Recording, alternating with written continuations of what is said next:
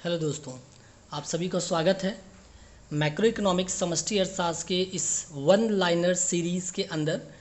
इसमें हम लोग डिस्कस कर रहे हैं, इस सीरीज़ में हम लोग डिस्कस कर रहे हैं जो हमारा मैक्रो इकोनॉमिक्स है 12th क्लास के लिए, उसके जो कुछ इम्पॉर्टेंट और सिलेक्टेड मोस्ट इम्पॉर्टेंट जो क्वेश्चंस हैं उनको, और उसको हम प्रिपेयर कर रहे हैं एमसीक्यू बेसिस पर।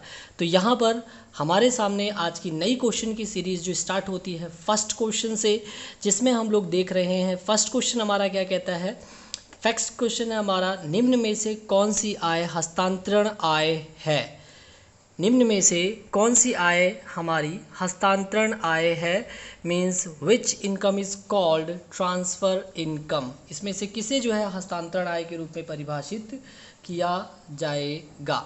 तो यहाँ पर आप देख सकते हैं कि हमारा जो है फर्स्ट पॉइंट ए ऑप्शन जो है, दिवाली के अवसर पर बोनस की प्राप्ति, ये बिल्कुल भी नहीं होगा क्योंकि हमारी सैलरी का भाग होता है। अगर हम बात करें प्राइवेट पेंशन्स की, तो ओल्ड एज पेंशन हमारा ट्रांसफ़र पेमेंट होता है, बट प्राइवेट पेंशन नहीं होता क्योंकि वो हमारी सैलरी का भाग होता है। अगर हम बात करें लाभांश या जिसे हम डिविडेंड्स कहते हैं, तो ये भी हमारा जो है पार्ट होता है हमारी इनकम का ही, इसलिए इसे भी हम जो है हस्तांतरण आय मीन्स ट्रांसफ़र इनकम का part as a transfer income treat नहीं करेंगे। मीन्स आपका ऑप्शन जो जाएगा वो जाएगा option number 4, means D option के साथ आपका पॉइंट जाएगा। ठीक है, नेक्स्ट पॉइंट है हमारा, नेक्स्ट क्वेश्चन जो हम डिस्कस करते हैं, मोस्ट इंपॉर्टेंट क्वेश्चन है, आप लोगों को ज़रूर क्वेश्चन को बहुत बेहतर तरीके से ध्यान से समझना चाहिए। यहाँ पर बात की जा रही है पूंजीगत वस्तु की विशेषता, फीचर ऑफ कैपिटल गुड। पूंजीगत वस्तु की विशेषता, तो अगर हम पूंजीगत वस्तु की विशेषता की बात करें तो कैपिटल गुड्स होती है, पूंजीगत वस्तुएं होती हैं कौन सी, वे वस्तुएं जो स्टॉक में वृद्धि करने का काम करती हैं। तो ये गैर स्थायी वस्तुएं तो बिल्कुल भी नहीं हो सकती क्योंकि ये नॉट फिक्स्ड हो गई। प्रत्यक्ष मांग तो सिर्फ कंज्यूमर गुड्स की होती है, ठीक है, मतलब उपभोक्ता वस्तुओं की होती है। 1 वर्ष के करीब जीवन अवधि ये हमारी सेमी ड्यूरेबल गुड्स होती हैं, 1 वर्ष के करीब जो 1 साल ही चलती है, उसके बाद अपने आप ही क्या हो जाती हैं, वो ख़राब हो जाती है। लेकिन अगर हम बात करें घिसावट की, तो that's the feature of capital good, क्योंकि जो डेप्रिसिएशन होता है वो कैपिटल गुड पर ही लगता है, कंज्यूमर गुड्स पर नहीं लगता। तो ये तीनों ऑप्शन ऊपर के आपके कंज्यूमर गुड्स के पार्ट है, लेकिन जो घिसावट है ये विशेषता को प्रकट करता है, फीचर को रिप्रेजेंट करने का काम करता है, किसके, हमारी कैपिटल गुड्स के। ठीक है, तो आपका आंसर हुआ option number D. Next question discuss करते हैं, स्टॉक चर का उदाहरण है, बहुत इंपॉर्टेंट, बहुत बढ़िया क्वेश्चन है। स्टॉक और चर के questions most of the time repeat हो ही जाते हैं, ठीक है, तो यहाँ से आपको कंसेप्ट भी क्लियर हो जाएगा। स्टॉक जो होता है एक निश्चित समय बिंदु पर मापी जाने वाली मात्रा होती है, means stock is a point of time concept, अगर मैं इसको थोड़ा सा इलेबरेट कर दूँ तो। और फ्लो जो होता है वो पीरियड ऑफ टाइम कॉन्सेप्ट होता है, जिसे हम प्रवाह कहते हैं। क्या होता है flow, period of time concept, मतलब समय अवधि। तो निवेश जो होता है वो एक समय अवधि के अंतर्गत किया जाता है। इनकम होता है ये भी पर मंथ, पर ईयर, पर आर स्पेसिस पर होता है। घिसावट व्यय जो है ये भी हमारा क्या होता है, फ्लो वेरिएबल होता है। तो इसका मतलब ये जो है, जो हमारे ये तीनों ही पॉइंट है ये ट्रीट करते हैं किसको, ये ट्रीट किए जाते हैं हमारे फ्लो वेरिएबल के फॉर्म में। लेकिन जो हमारा डी ऑप्शन है, थर्ड क्वेश्चन डी ऑप्शन हमारा जो जनसंख्या है, ये आपका क्या कहलाएगा, स्टॉक कंसेप्ट कहलाएगा। तो आपका आंसर जो हुआ फोर्थ ऑप्शन हुआ डी, जनसंख्या। नेक्स्ट पॉइंट, नेक्स्ट क्वेश्चन ये रहा, प्रवाह चर का उदाहरण है, means example of flow variable. प्रवाह चर का उदाहरण है मीन्स आपको एग्जाम्पल बताना है किसका, फ्लो वेरिएबल का। अभी पहले ऊपर वाले क्वेश्चन में ही मैंने आपको बताया कि फ्लो वेरिएबल क्या होता है, प्रवाह चर क्या होता है। तो प्रवाह चर होता है, फ्लो वेरिएबल्स होते हैं which measure at a point of time, period of time, जिसे हम क्या कहेंगे, जो है समय अवधि में मापी जाने वाली मात्रा। ठीक है, तो अगर हम बात करते हैं भाई मुद्रा की पूर्ति, मीन्स मनी जो होता है, मुद्रा जो होती है उसकी जो सप्लाई है ये हमारा स्टॉक पार्ट है। खनिज संपदा हमारे पास जो हमारी जो एसेट्स है जो खनिज आदि के रूप में, तो ये भी हमारा क्या है, आपका स्टॉक है। ब्याज की अगर हम बात करें तो ब्याज हमारा फ्लो हो सकता है, लेकिन अगर हम अगला पॉइंट देखें विदेशी ऋण, तो ये भी हमारा क्या होता है, आपका फिक्स्ड होता है, मीन्स स्टॉक होता है। तो आंसर हमारा जाएगा सही सी के साथ। नेक्स्ट क्वेश्चन पे चलते हैं बच्चों। नेक्स्ट क्वेश्चन की अगर हम बात करें तो नेक्स्ट क्वेश्चन हमारा डिस्कस करता है सामूहिक आवश्यकताओं की संतुष्टि। पहले ब्लैंक है, ब्लैंक सामूहिक आवश्यकताओं की संतुष्टि हेतु उत्पादन करता है। मीन्स हमारे पास हाउस होल्ड सेक्टर है, गवर्नमेंट सेक्टर, प्रोड्यूसर सेक्टर और rest of the world sector है। सरकारी क्षेत्र जिसे हमने क्या कह दिया, हमारा गवर्नमेंट सेक्टर, ठीक है। सरकारी क्षेत्र जिसे हमने क्या कहा, गवर्नमेंट सेक्टर, और परिवार क्षेत्र जिसे हमने हाउस होल्ड सेक्टर। तो गवर्नमेंट सेक्टर क्या करती है, प्रोडक्शन आदि का काम, मतलब इसका काम सभी के लिए होता है, ठीक है। ये ऑप्शन हमारा हो सकता है। सेकंड ऑप्शन देखें हाउस होल्ड सेक्टर, तो हाउस होल्ड सेक्टर जो है सामूहिक आवश्यकताओं की संतुष्टि नहीं करता, क्योंकि वो तो सेल्फ कंजम्पशन को जो है ट्रीट करता है। अगर हम प्रोड्यूसर की बात करें तो अपने प्रॉफिट को ट्रीट करता है, और rest of the world sector को बात करें तो वो भी अपने ही प्रॉफिट को या अपने सेल्फ इंटरेस्ट को ही पोषित करने का काम करता है। तो अगर हम बात करें तो फिफ्थ क्वेश्चन जो है हमारा, इसका आंसर सही जाएगा गवर्नमेंट सेक्टर के साथ, मीन्स सरकारी क्षेत्र के साथ। नेक्स्ट क्वेश्चन हमारा है इनमें से कौन सी अंतिम वस्तु नहीं है, इनमें से कौन सी अंतिम वस्तु नहीं है, which of the not final good. ये जो हमारे सामने पॉइंट्स लिखे हुए हैं, इसमें से अंतिम वस्तु मीन्स फाइनल गुड कौन सा नहीं होगा, अंतिम वस्तु कौन सा नहीं होगा। तो विद्यालय द्वारा स्टेशनरी की खरीद, विद्यालय द्वारा स्टेशनरी मीन्स चौक डस्टर आदि परचेज किया गया, तो उसे हम फाइनल गुड्स के रूप में ट्रीट करेंगे नहीं, तो इसलिए एग्जाम्पल नहीं होगा। किसान द्वारा गेहूं की खरीद, वो भी आपका इंटरमीडिएट जो है आपका इंटरमीडिएट जो ट्रीट किया जाएगा, अंतिम वस्तु नहीं माना जाएगा। आटा चक्की द्वारा गेहूं का प्रयोग अगर हम बात करें तो इसे भी नहीं माना जाएगा। और उपयुक्त सभी, इसका मतलब ये हुआ कि हमारा कोई भी इसमें से फाइनल नहीं है। इसका मीन्स ये हुआ कि हमारे ये सारे के सारे ऑप्शन जो ऊपर ट्रीट किए जाते हैं, इनमें से कोई भी ऑप्शन हमारा जो है वो फाइनल का नहीं है, ठीक है। सारे के सारे पॉइंट्स जो है इंटरमीडिएट गुड्स की फीचर को कंप्लीट करने का कार्य करते हैं, ठीक है।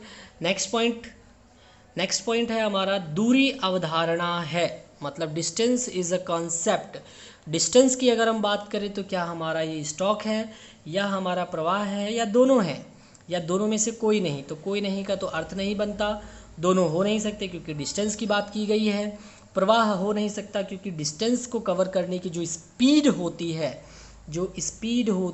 स्पीड पर किलोमीटर आर प्रति घंटे की रफ्तार जिसे हम कहते हैं, तो स्पीड जो होती है ये फ्लो का एग्जाम्पल होगा। लेकिन जो हमारा डिस्टेंस है वो हमारा जाएगा स्टॉक के साथ, मीन्स आपका ऑप्शन हुआ ए करेक्ट।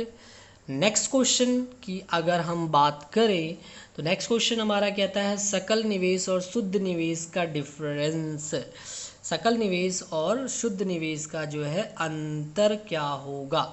तो सकल निवेश और शुद्ध निवेश की अगर हम बात करते हैं, ग्रॉस इन्वेस्टमेंट और नेट इन्वेस्टमेंट का डिफरेंस क्या हो जाएगा। तो अगर हम इसकी बात करें तो स्टॉक ऑफ परिवर्तन हो सकता है शायद। शुद्ध अप्रत्यक्ष कर ये तो हो ही नहीं सकता क्योंकि मार्केट प्राइस और फैक्टर कॉस्ट का डिफरेंस है। विदेशों से साधन आय नहीं हो सकता क्योंकि नेशनल प्रोडक्ट डोमेस्टिक प्रोडक्ट का डिफरेंस है। और अगर हम बात करें स्टॉक में परिवर्तन की तो ये भी नहीं हो सकता क्योंकि स्टॉक को रिप्रेजेंट करने का काम करता है। मीन्स सीधे सीधे अगर इन्वेस्टमेंट की बात करें तो हमारा जो डेप्रिसिएशन है मीन्स घिसावट व्यय, ये आपका एक्चुअल और करेक्ट आंसर होगा। अगर आप ग्रॉस वैल्यू मेज़र करना चाहते हैं तो आपको क्या करना पड़ेगा, n प्लस में डेप्रिसिएशन। और अगर आप जो है नेट वैल्यू मेज़र करना चाहते हैं तो आप जो है यहाँ पर मीन्स देख सकते हैं कि आपको अगर नेट वैल्यू मेज़र करनी है तो आपका हो जाएगा ग्रॉस माइनस डेप्रिसिएशन, ठीक, क्लियर है। तो आंसर हमारा ऑप्शन नंबर डी करेक्ट माना जाएगा। नेक्स्ट पॉइंट है अगेन फ्लो है। फ्लो क्या है, प्रवाह क्या है। तो फ्लो जो है हमारा क्या स्टॉक अवधारणा है, बिल्कुल भी नहीं। दोनों एक दूसरे के कॉम्पिटिटर हैं, एक दूसरे के विपरीत हैं, तो स्टॉक तो हो ही नहीं सकता। ए भी दोनों की बात तो आ ही नहीं सकती, कोई नहीं तो होगा नहीं, क्योंकि इस फ्लो जो है हमारा गत्यात्मक अवधारणा है, ठीक है। गत्यात्मक अवधारणा है मीन्स इसका फ्लो जो है चलता रहता है। गत्यात्मकता मतलब फ्लेक्सिबिलिटी, फ्लोइटी, जो फ्लो होता है वो चलता रहता है, तो इसलिए हमारा ऑप्शन नंबर बी इसमें करेक्ट होगा। नेक्स्ट क्वेश्चन की अगर हम बात करें, आय के चक्रीय प्रवाह की अवस्थाएं हैं। आय के चक्रीय प्रवाह की अवस्थाएं हैं। तो आय के अगर हम चक्रीय प्रवाह की बात करते हैं, मतलब जो हमारा circular flow of income and product है, तो इसके कितनी अवस्थाएं होती हैं, इसकी चक्रीय प्रवाह की कितनी अवस्थाएं मानी गई हैं। तो यहाँ पर अगर हम देखें तो 2, 3, 4 या 5, आपका करेक्ट आंसर होगा इसमें से 3। ठीक है, एक होता है हमारा कंजम्पशन, एक होता है प्रोडक्शन और एक होता है डिस्ट्रीब्यूशन, मतलब उत्पादन, एक होता है वितरण और एक होता है उपभोग। आय के चक्रीय प्रवाह की ये 3 अवस्थाएं होती हैं, ठीक है, जो चलती हैं। ठीक है, तो 2 ऑप्शन इनकरेक्ट हुआ आपका, 4 इनकरेक्ट हुआ और 5th भी आपका इनकरेक्ट हो जाए। सही आंसर होगा आपका 3। नेक्स्ट क्वेश्चन है, आय के चक्रीय प्रवाह में क्षरण है।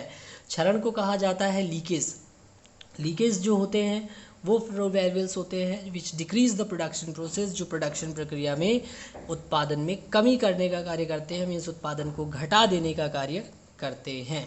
ठीक है, तो ये प्रवाह चर है। तो निवेश बिल्कुल नहीं, इन्वेस्टमेंट आपको पता है कि अगर इन्वेस्टमेंट करोगे तो आपकी एसेट्स बढ़ेगी। अगर आप ज़्यादा से ज़्यादा एक्सपोर्ट करते हैं तो आपकी इनकम इंक्रीज होगी, ये भी नहीं हो सकता। उपभोग व्यय एक्सपेंडिचर तो किसी प्रकार से भाई हो ही नहीं सकता जो लीकेज का कारण बने, क्षरण का कारण बने। इसलिए जो टैक्स है, बिल्कुल टैक्स हमारा जो इनकम है उसको रिड्यूस करने का काम करता है, क्योंकि जो टैक्स होता है उससे अगर हमें अपनी इनकम का maximum part as a tax pay कर देना पड़ेगा तो हमारी जो फ्लो ऑफ इनकम है वो क्या हो जाएगी, रिड्यूस हो जाएगी बिकॉज ऑफ इन्वेस्टमेंट। हमारा जो इन्वेस्टमेंट या निवेश है वो क्या हो जाएगा, घट जाएगा। ठीक, नेक्स्ट क्वेश्चन की अगर हम बात करें तो आय के चक्रीय प्रवाह में भरण क्या है, मीन्स इंजेक्शन क्या है। तो इंजेक्शन सेविंग है, बिल्कुल नहीं, लीकेज का पार्ट है ये। टैक्स हमने ऊपर डिस्कस कर ही लिया। गवर्नमेंट एक्सपेंडिचर ये भी नहीं होगा। लेकिन हमारा जो इम्पोर्ट है, आयात, वो हमारा सॉरी आपका यहाँ पर ये ऑप्शन गलत है। पहले तीनों ऑप्शन नहीं होंगे इसमें, आपका जो लास्ट ऑप्शन है वो भरण का पार्ट होगा। सॉरी, यहाँ पर आपका आयात, टैक्स और सेविंग ये तीनों ही हैं आपके फ्लो वेरिएबल्स। ठीक है, चक्रीय प्रवाह फ्लो वेरिएबल्स हैं, लेकिन ये किसके हैं, ये आपके कहते हैं क्षरण, मतलब लीकेजेस के पार्ट है। लेकिन जो गवर्नमेंट एक्सपेंडिचर है, हमने ऊपर वाले क्वेश्चन में ये जो है इनकरेक्ट किया था, यहाँ पर सरकारी व्यय जो है वही भरण का भाग माना जाएगा। ठीक, नेक्स्ट पॉइंट की ओर हम बढ़ते हैं, नेक्स्ट क्वेश्चन की ओर बढ़ते हैं। आय के चक्रीय प्रवाह में किसे शामिल किया जाता है, which includes the circular flow of income. तो सर्कुलर फ्लो ऑफ इनकम की बात करें तो वास्तविक प्रवाह, रियल फ्लो, मौद्रिक प्रवाह, मॉनेटरी फ्लो, दोनों इंक्लूड करते हैं। इसका मतलब आपका ऑप्शन नंबर सी करेक्ट माना जाएगा। लास्ट ऑप्शन जो डी है वो बिल्कुल भी इनकरेक्ट हो जाएगा। ठीक है, तो आगे बात करते हैं। नेक्स्ट क्वेश्चन हमारा है, वास्तविक प्रवाह को नगद प्रवाह के नाम से जाना जाता है। यहाँ पर ट्रू फॉल्स आ गया है, एमसीक्यू नहीं है ये। वास्तविक प्रवाह को नगद प्रवाह के नाम से जाना जाता है। क्या हमारा जो रियल फ्लो है दैट्स ऑल कैश फ्लो? तो बिल्कुल नहीं, मौद्रिक प्रवाह को नगद प्रवाह के नाम से जाना जाता है। अगर हम बात करें इसकी, तो इसका आंसर हुआ ये इनकरेक्ट। ठीक है, मौद्रिक प्रवाह को नगद प्रवाह कहा जाता है क्योंकि कैश होता है तो कैश तो मॉनिटरी होगा। रियल में तो हमारा फ्लो होता है गुड्स एंड सर्विसेज का, वस्तु तथा सेवाओं का, और उसके साथ साथ फैक्टर सर्विसेज का। हाउस होल्ड प्रोड्यूसर सेक्टर के बीच में गुड्स या फैक्टर सर्विसेज का फ्लो होता है। ठीक है, और उसका जो रिटर्न होता है लैंड, लेबर, कैपिटल और इंटरप्रेन्योरशिप के अपोजिट जो रेंट, इंटरेस्ट, प्रॉफिट और वेजेस होता है या expenditure on goods and services होता है, उसे हम क्या कहते हैं, आपका मॉनिटरी फ्लो। ठीक है, तो real flow is not a correct answer. ठीक है, नेक्स्ट क्वेश्चन है हमारा, आय के चक्रीय प्रवाह के 3 चरण हैं। बिल्कुल 3 चरण है, हमने ऊपर इसको डिस्कस कर लिया है। हमारे 3 चरण क्या है, ये सही है ऑप्शन आपका, और पॉइंट भी ये बात जो कही जा रही है बिल्कुल करेक्ट है। आय के चक्रीय प्रवाह के 3 चरण हैं, उत्पादन, वितरण और व्यय, मीन्स प्रोडक्शन, डिस्ट्रीब्यूशन और एक्सपेंडिचर, वही आपका कंजम्पशन, क्योंकि कंजम्पशन एक प्रकार से एक्सपेंडिचर की फॉर्म में आ जाता है। ठीक है, तो आज के हमारे क्वेश्चन यहाँ पर हो जाते हैं कंप्लीट। उम्मीद करता हूँ आप लोगों को पॉइंट्स क्लियर हुए होंगे। मैंने बहुत बेहतर तरीके से क्वेश्चंस को समझाने की, इलेबरेट करने की कोशिश की है। इसको लेक्चर को एंजॉय करें और मोस्ट ऑफ द टाइम इसको रिपीट करें, क्योंकि क्वेश्चन इंपॉर्टेंट है, बार बार आपके पेपर्स में पूछे जा सकते हैं ये, और आए भी हुए हैं last year previous year exams में, ठीक है। और नहीं तो टॉपिक्स को मैंने इसी क्वेश्चंस के थ्रू ही क्लियर करने की, आपको समझाने की, बिल्कुल समझाने की कोशिश की है। तो मिलते हैं दोस्तों नेक्स्ट लेक्चर में। हमारा जो MCQ सीरीज़ है, ये MCQ सीरीज़ इसी प्रकार से चलता रहेगा। तो अगर आप इसको जो है देखते हैं, चेकआउट करते हैं तो बहुत अच्छी बात है, ठीक है। तो आप सभी लोगों का वीडियो देखने के लिए धन्यवाद।